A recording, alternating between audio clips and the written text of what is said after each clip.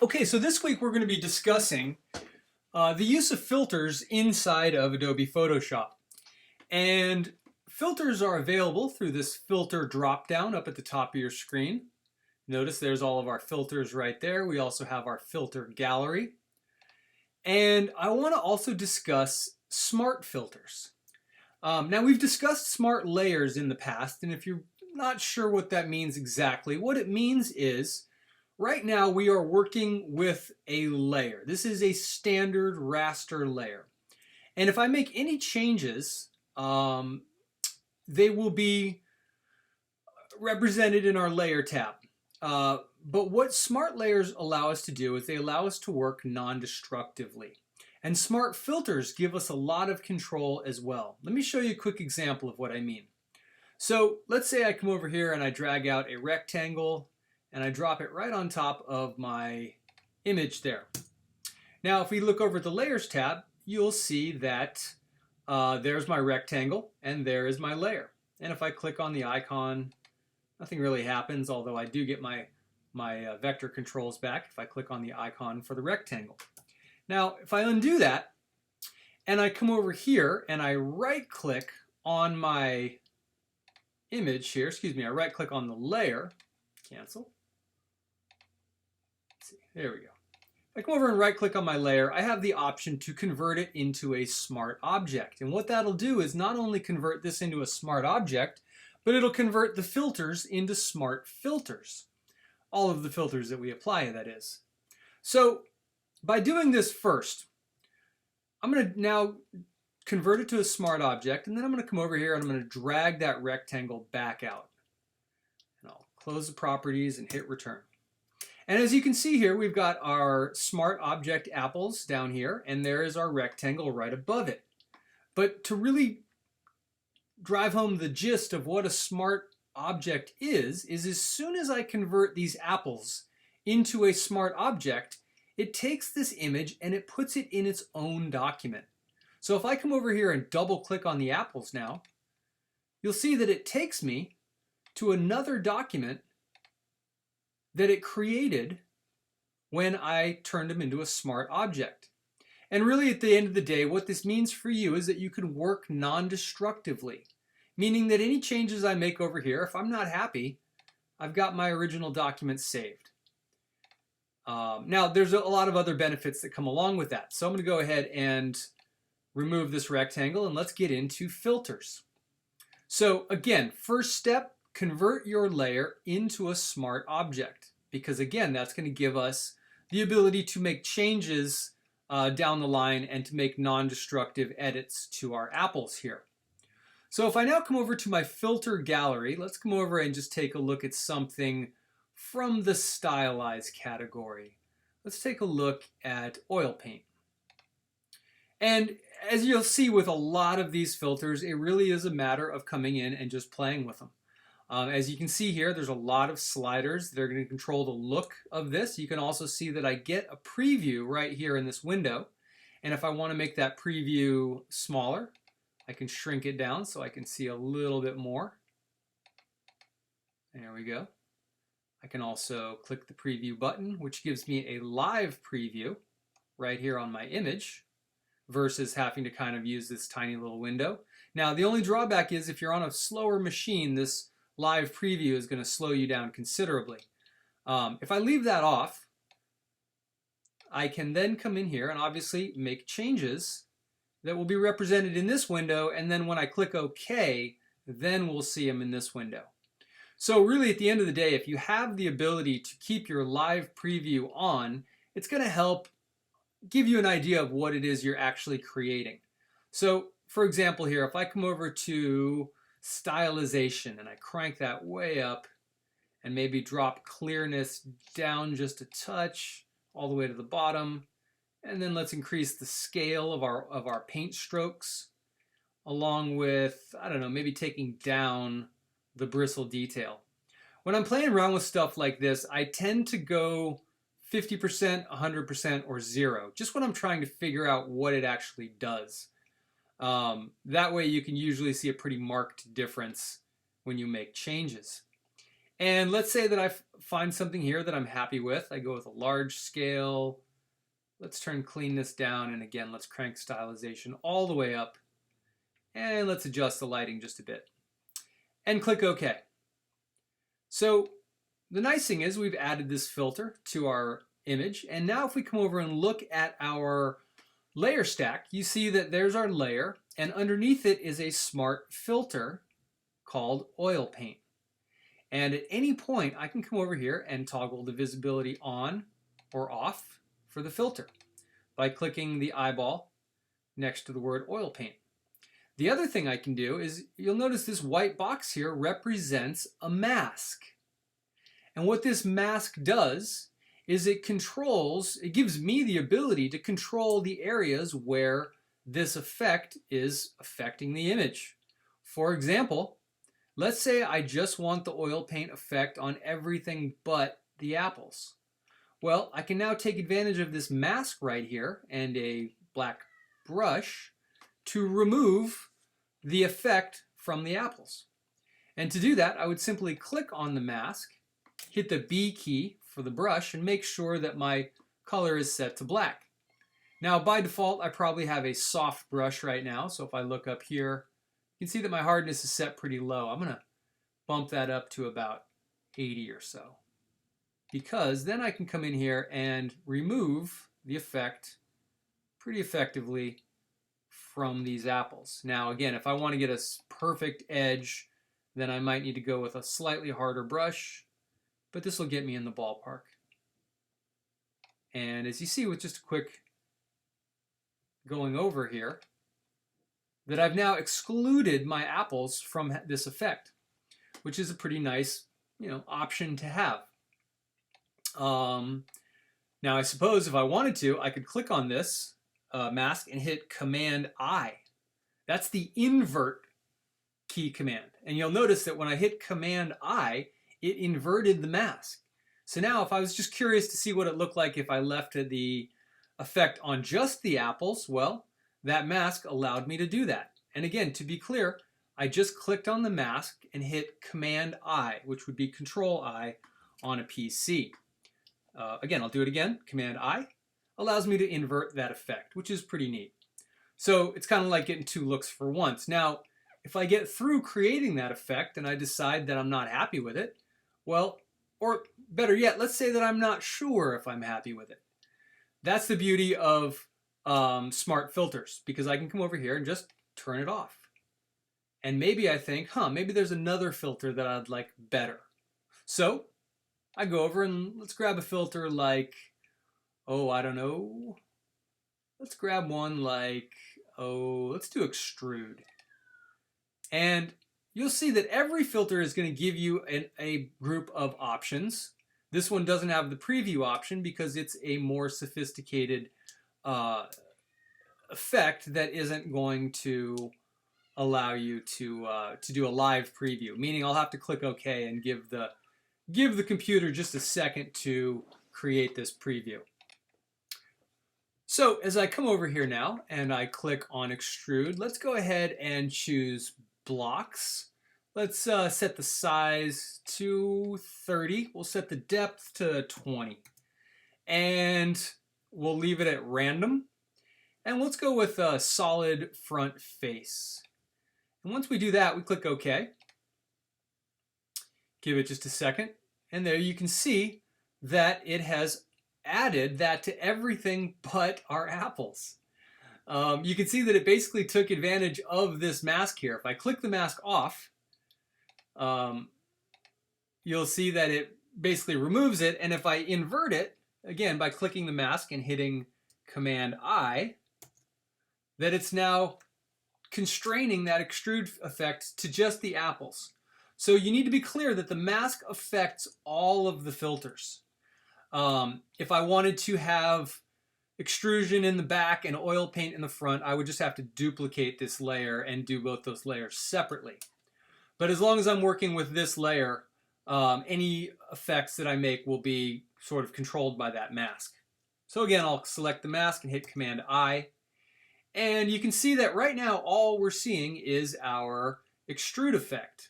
But if I come down here, I can toggle on the eyeball for the oil paint effect, give it a second to render, and we'll see what we get there. Nothing too significant from what I'm seeing.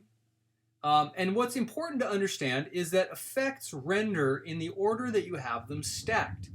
So if I'm looking at this and I'm thinking, well, I don't really see the oil paint doing a whole lot, and the main reason is because it's working on a white background and a gray background. We should probably go ahead and invert that so that we'll see them on the colorful fruit.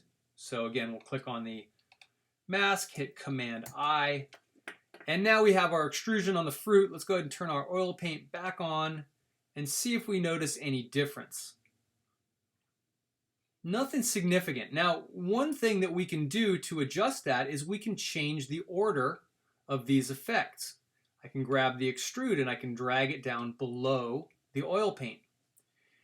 And now it's basically going to add the extrusion and then add the oil paint on top of it. And you can see that the oil paint is sort of obscuring a lot of that extrusion. In fact, if we really want to drive the point home, we can click on the word oil paint, and that should bring up our controls. I'm sorry, there we go. And we're already set about as extreme as we can get. Let's see, let's try bringing up everything to full setup here.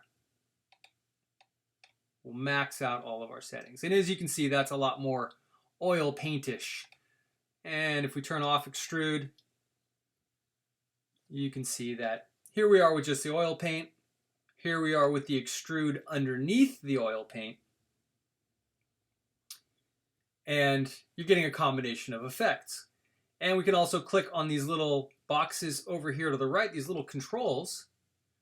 And these give us some options as well.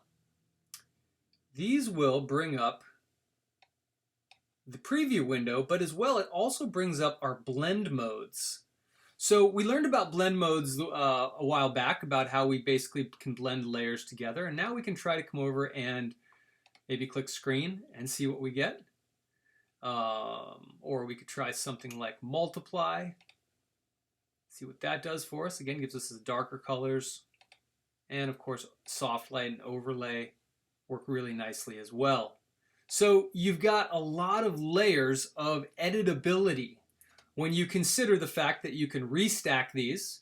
You can adjust their blend mode. Of course, you can adjust their opacity as well. And you have a mask that you can invert at any moment to reverse the effect. Now, that one I actually hit the invert effect, which was not what I meant to do. But look at that. Actually looks pretty cool. I'm going to hit Command Z. What I meant to do was click the mask and hit Command I.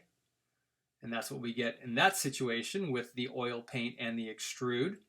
But if I switch it back and then I just click on the layer, Command I is the invert key command. And so you can see that when we use it on the apples, it inverts the color. Basically takes what's red and makes it blue. It basically goes from one side of the color wheel to the other. Speaking of color wheels, let's take a look at a color wheel. And I think I have one right here. So let's add some effects to this. First thing let's do is let's hit the V key. Excuse me, just to make sure we have our selection tool selected. I always like being on the selection tool so I don't accidentally click and leave a mark or create some text or do something I don't want to do. So we'll right click and we'll choose Convert to Smart Object.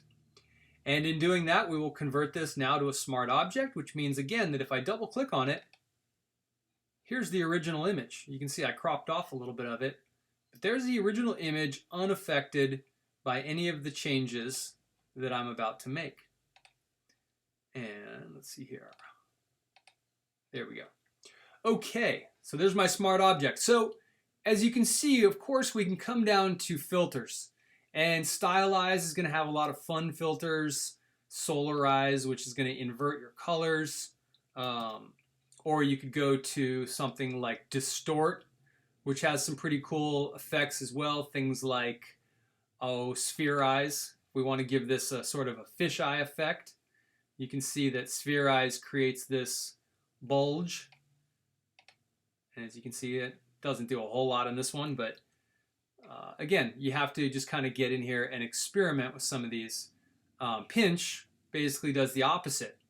It kind of pulls everything towards the center, so let's try that. Again, it might not be anything too extreme, and it's not. But let's take one more look at that one. Let's go back to pinch. Distort, pinch. Now, one thing I'm noticing is that it doesn't appear to be happening in the center of my screen. So I'm going to pull my screen over just a little bit. And now, apply it. And it still appears to be doing it kind of right over here.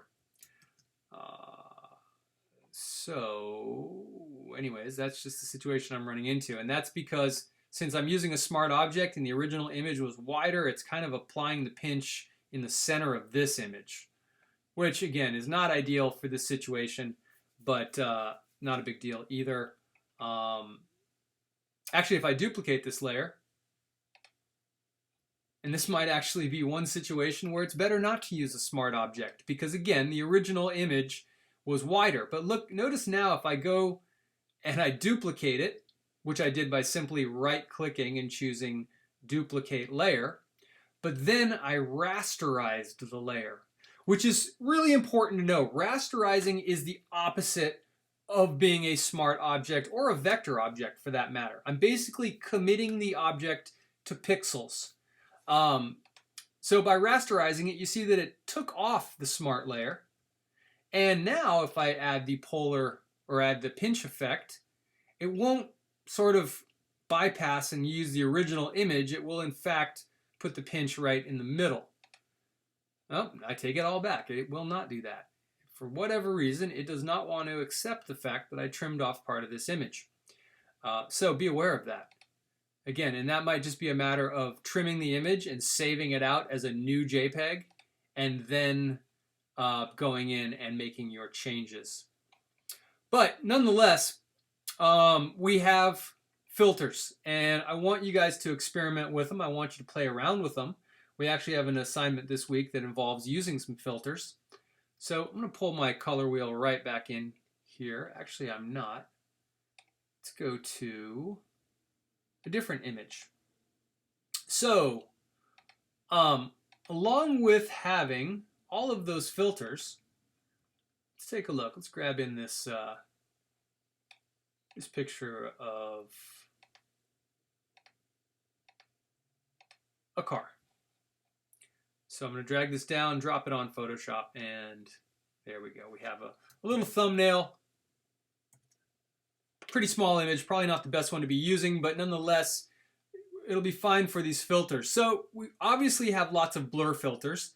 These are helpful. You know, your standard Gaussian blur is going to be your most standard blur. But let me ditch this image real quick and bring back our color wheel. I like that better, despite having a weird crop issue. There we go. So again, I'm not too concerned about these, so I'm going to just slide this over and we'll crop this. Okay, so again, we'll right click on this image, choose Convert to Smart Object, and then we'll come up to Filters, and let's take a look at some of the blurs. Again, the Gaussian blur is the one I tend to use most when I just need to blur something out. You can see that a high blur on an image like this is an interesting way to create a background. You know, we tend to think of blurs in terms of just making something less detailed, but the fact is, if you apply a blur to just about anything, you can pretty much obliterate the image and be left with whatever colors you were working with. Or if you need to see it, then going down to a lower radius will give you that option. But there's other types of blurs as well that are worth being familiar with. Things like a box blur, or better yet, maybe a motion blur. Motion blurs are blurs where you can control the direction and the distance. And in this case, you can see that we have a side-to-side blur of 300 pixels. So from where the edge began to where that completely fades out is a distance of 300 pixels. If I go to 2000, you can see that we lose the image because it kind of goes off the screen, but look at what we're left with. We're left with a really cool color palette. And so, again, what I'm trying to just sort of drive home here is think of some of these filters as creative tools beyond what you're familiar with. Again, I'm sure we've all made something look a little blurry before, and if you haven't, it's not difficult to do. But think about if you need a cool texture for a background, maybe you grab something like, grab a texture here, and we create things. Let me just see here, I've got one right here that I will pull in here. Where are my textures?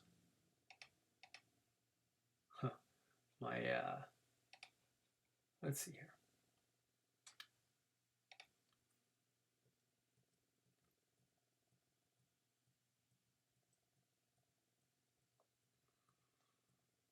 All right, textures are coming here. All right, so the point here, again, is that you can blend these colors with whatever you might have in the background. And there is my texture right there. So let's drag this out, drop it on here. Try that one more time. There we go. Oh, I gotta hit OK first. Then I can do that. Let's see here. There's my texture. Paper, texture. There we go. Okay, so point being is that if I stretch this out and I hit return and let's put a blend mode on it like soft light, and then we'll come down to our motion blur filter, which is right now set pretty low. Now again, the nice thing about smart objects is that this is all non-destructive. At any point I can turn this filter off, I can turn it on, and look at how cool that is. It's just blending through the solid colors and not these big ones here.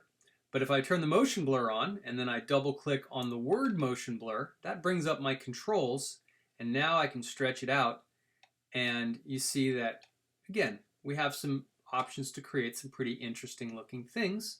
And we can also play with the angle of the motion blur.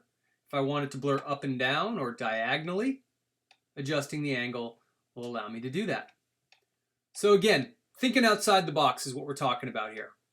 And the coolest part about this is the texture only shows through where the color is because of the blend mode, the soft light blend mode that I put on it. If we did something like multiply, then you see it changes a little bit. Screen does the same. We could do hue or luminosity or color. Again, a lot of times you have to just run your mouse over these options and get a quick visual. And now it's also worth mentioning that if I click on this little control right here, we also have blend modes up there as well. And as you can see, we're getting a different effect than we were a minute ago. So consider this an additional way to modify your image to just what we saw down there. Like, we weren't getting that, that's for sure. So whether you're blending the actual layers together, this blurred color or with the paper, or just the blur effect with the paper, you got a lot of different choices. I'll set these all back to normal. And let's try one more since we're here. So we'll turn off the eyeball for our paper texture. Look at that. That's a very cool effect we've got using. Now again, that's because I chose the actual blur, clicked this little button, and I set this to difference, which always gives you a pretty interesting effect. But I'm going to set that back to normal. And let's go ahead and double click on the motion blur and just turn off the eyeball for it for now, which basically disables the effect. It's still there. I can turn it back on at any time. Versus, you know, if I come up here to the filter effect and I just drag out a blur and I put it on a layer without converting it to a smart object first, I will not have the ability to go back and make changes to the effect once I've added it. All right, let's look at just a couple more here. So this would probably be a good one to check out that extrude effect on. And as you can see, let's go with something a little more extreme. Let's try 50 for our size. Let's go with level based instead of random, and let's try pyramids instead of blocks. And we'll keep solid front face, although that actually goes away when you switch to pyramids. And let's click OK. All right, look at that. That is an awesome looking effect with almost no real, labor at all, other than converting to a smart object and adding the effect. And so there's our extrude effect. I can turn it on, turn it off. And of course, I can also turn the motion blur back on. And now you can see that that motion blur is causing it to blur out into some of these other triangles. Very cool effect. And of course, now that you're getting a completely different effect, you probably want to go back and change and play with this a little bit. I'm going to go back to the motion blur, and I'm going to double click on the word motion blur. All right, and there is my, and that was a little warning just to let me know that while I make these adjustments, I won't have a live preview available, at least not of the multiple effects. But all I really want to do is try to broaden this out a little bit. And, I don't know, let's change the angle and click OK. And now you can see that we've sort of moved where the colors are from there, and here it is with our blur. Now let's go ahead and flip the order of these. Let's grab the extrude and let's drag it down below the motion blur and see if we get any significant changes. Ooh, look at that. Very interesting background. So now the blur is affecting all those little triangles and therefore blurring them into straight lines because of the motion blur. Again, I probably couldn't have guessed exactly how this would look before I actually came in and started moving this stuff around. So again, the point is that for this week, I want you to play with some of these effects.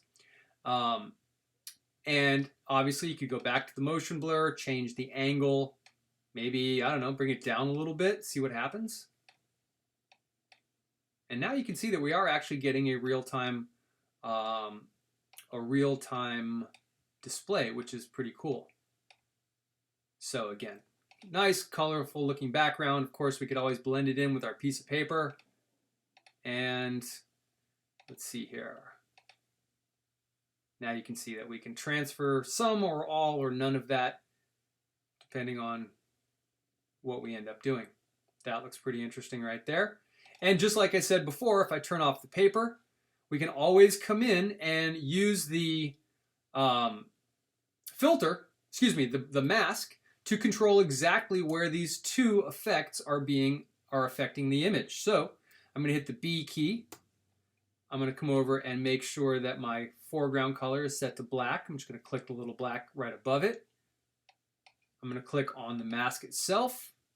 And let's see, I have a big brush right now. So I'm just going to click once in the middle of the screen to see what happens.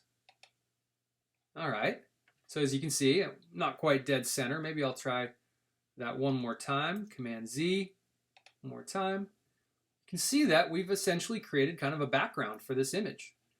Now, let's say that I want to kind of put the background back into the middle. I'm going to use the left bracket key to shrink down my mouse. And I'm going to hit the X key because that's going to toggle my black and white foreground and background color. Watch right here as I hit the X key. Now my white is my foreground color. And if you remember, black conceals, white reveals.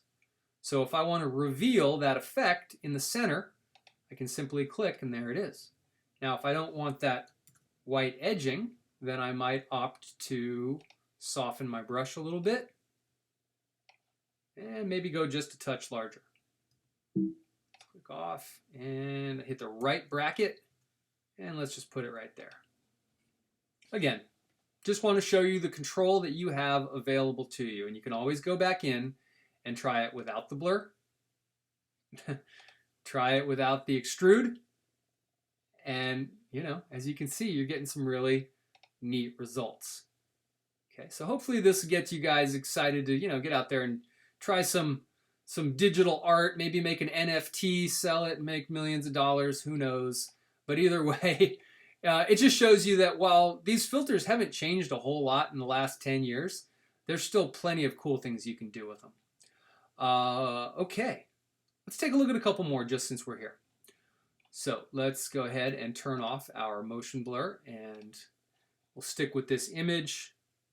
And what else do we need to really look at while we're here? Let's talk about sharpening, because sharpening is not necessarily as much of a creative filter as, say, oil paint might be, right? Sharpening is usually something that fixes a soft image. And if you're not familiar with sharpening, let's just take a look at what our options are. So shake reduction. This tends to be the blur that happens when you're taking a picture with a slow shutter speed and a shaky hand. Meaning that just wiggling your hands while you're taking a picture can create blur. And shake reduction can analyze the direction of the blur and reduce it. Now, along with that, you've got sharpen edges, which is going to focus mainly on the edges. Now, and it's worth mentioning also that sharpening can be just as destructive as it is helping, as it helps. And so just be aware of that. If you go and sharpen the heck out of an image, you'll notice it tends to look a little crunchy, a little bit over contrasty, and sometimes just really bad. In fact, while we're here, let's take a look at a different image to look at sharpen. So we have a photo here of a skateboarder, and if I come over here, now this is a relatively sharp image to begin with. But this was shot at daytime with just a little bit of motion blur. The flashes weren't quite powerful enough to completely freeze the image. So if I was pixel peeping and I thought, oh, his eyes look a touch soft, one thing I might opt to do is come over and go filter sharpen. And if I just go to the standard sharpen, it's going to allow me to pick a value and increase the sharpness that value. Let me make this into a smart image first. First I need to double click on it because it's locked. It's a background image. Double clicking makes that lock go away. Then I'll convert it to a smart image. And now I will go to filter sharpen. And if I choose the regular sharpen, which I got to be honest, I really don't ever use. It's a bit dated technology. If I go down now and I click on the word sharpen, you'll notice that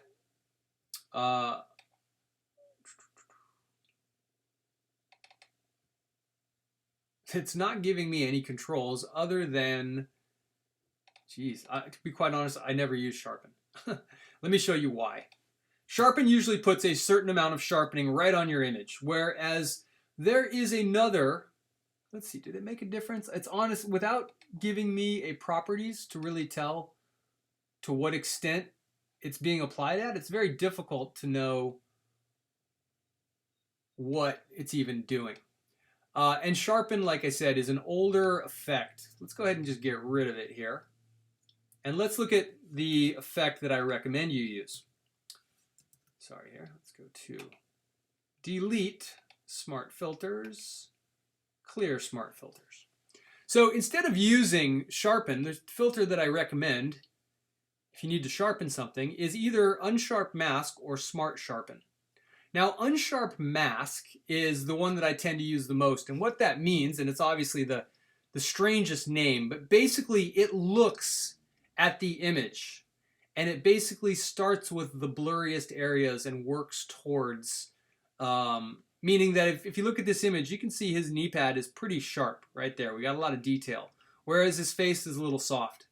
So if I go to an unsharp mask, you can see that this is going to give me much better control. And right now it's saying amount 100%, radius 1, threshold 0. And you can see a significant difference. If I turn the preview off and you look at his eyes versus his eyes with the preview on, I hope you can see this through Zoom, that there is a noticeable difference in the sharpness. There it is off and there it is on. Now let's increase the radius. Let's bump it up to, the radius has a very strong amount of control because as you can see right there, I got up to about 4.5, and now our image looks overcooked, right? His face looks like it's been sharpened. This is not the look I'm going for. While it might be passable because his face is small enough, if you zoom in, you can see that it's basically over sharpened everything. We're seeing this weird sort of color pixelation in his shirt, and that is because I've increased the radius too much. So be aware that while amount has a lot to do with it, radius has a whole lot more. At 1, it looks perfect. At 4, it looks terrible. So just realize that when you adjust the radius, that you want to be really careful. Now, dropping it back down to 2 still looks a little strange in the shirt. I can see a lot of this patterning. It's basically trying to sharpen all of these pixels, and it's overdoing it. If we drop it back down to 1, let me give it a second. You can see that we're not getting as much pixelation around these areas. Now, again, this is also zoomed into 400%, so don't overthink it. Just understand that unsharp mask is usually going to be your best option for sharpening an image where part of the image is not sharp. If the whole image is unsharp, my first recommendation would be to ditch it. But if you absolutely need the image, then unsharp mask and maybe even a smart sharpen as well.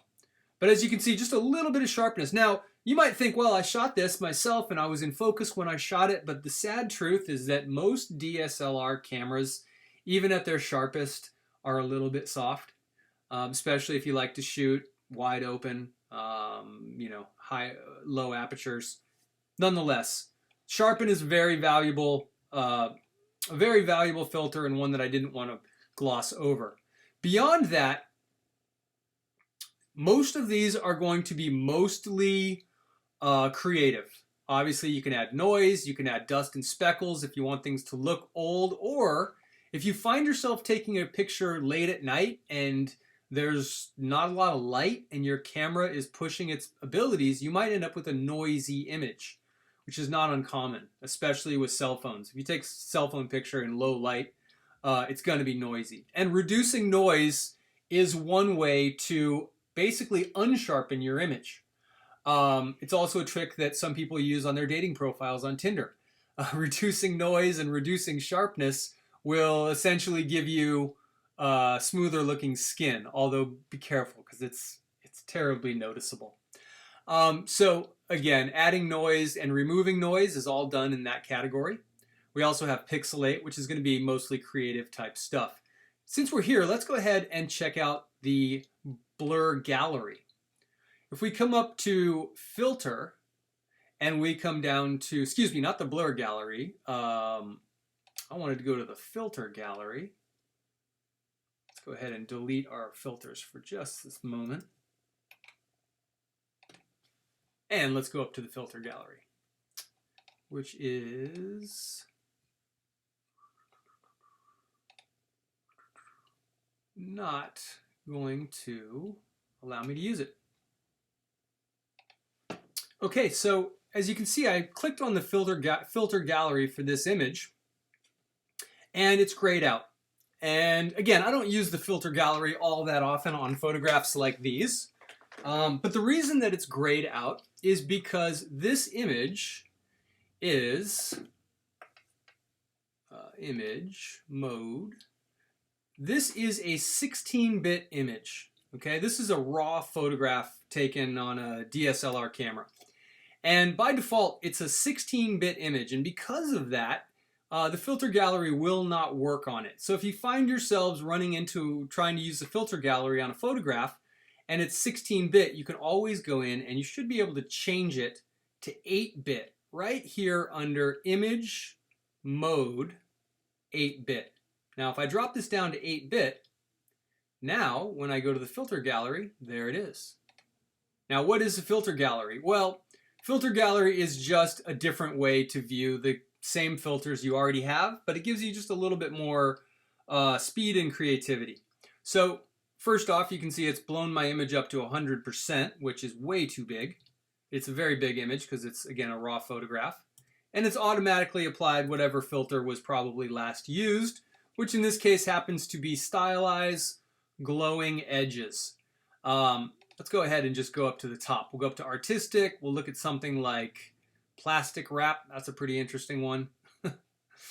I mean, again, I remember messing around with these when I first got into Photoshop 25 years ago. That's how old these effects are. And as you can see, for an image like this, Plastic Wrap's not doing you any favors. But if you're working with like vector shapes, Plastic Wrap can give you a pretty interesting look. It's just not something you would want to apply to something that's photorealistic. Let's try Paint Dabs. Paint Dabs looks like it's not doing much. So again, the nice thing is the gallery allows you these controls right here. So I can go to brush size and increase them, try to get a little more punch out of it, take the sharpness down maybe. And as you can see, it's just essentially, I mean, I don't even know. Look, because it's taking a long time because this is a big image, even at 8-bit. But it's basically kind of just softening all of the edges. And I can play with the brush size. I mean, who doesn't want to try out the sparkle brush under brush type? And let's see, are we going to get a change there from the sparkle brush? A little something. Nothing all that impressive. Neon Glow. Yeah, it's something. Now, again, the cool thing about this one is that you can play with the color. You've got some control there. If you want to give it a specific look, you can play with the brightness. Again, as you can see, I think everybody is clear that it's just a matter, really, of coming in and throwing something on there and dragging some sliders around and finding out what works for you, and then hoping that you'll be lucky enough to remember that next time you get back into Photoshop. So the filter gallery is essentially, you know, it's a buffet platter of filters.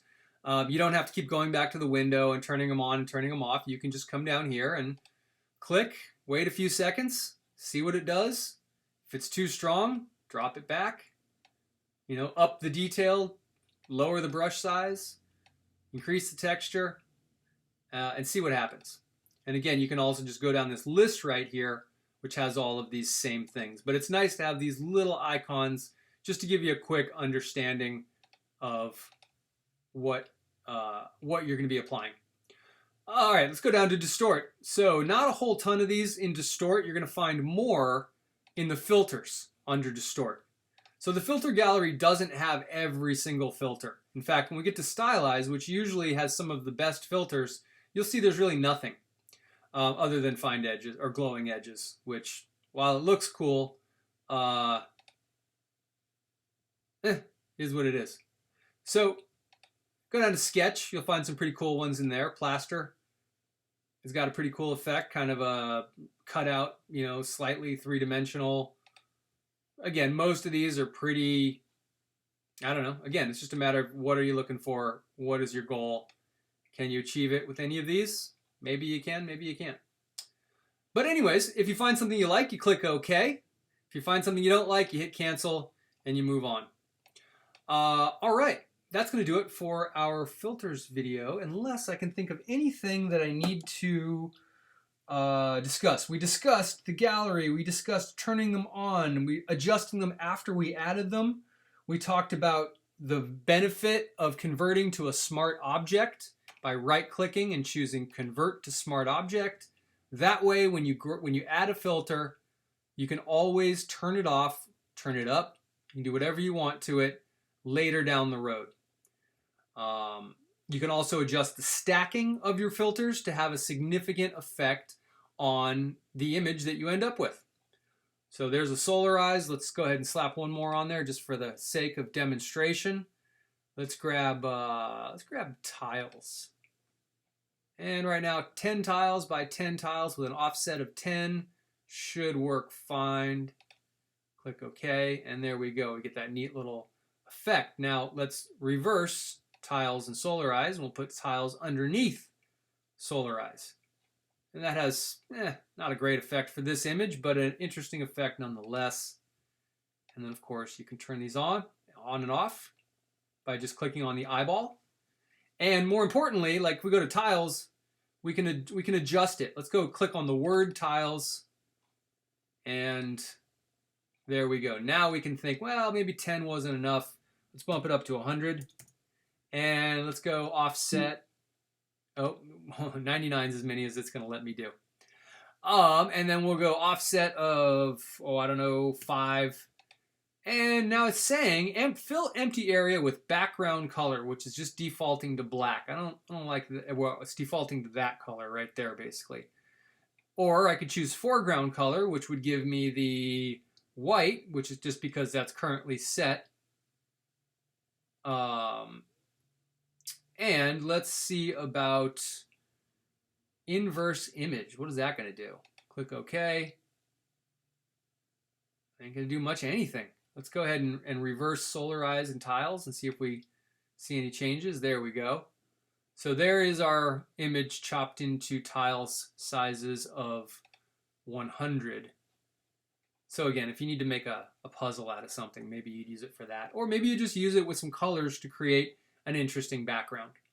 All right, that'll do it for filters.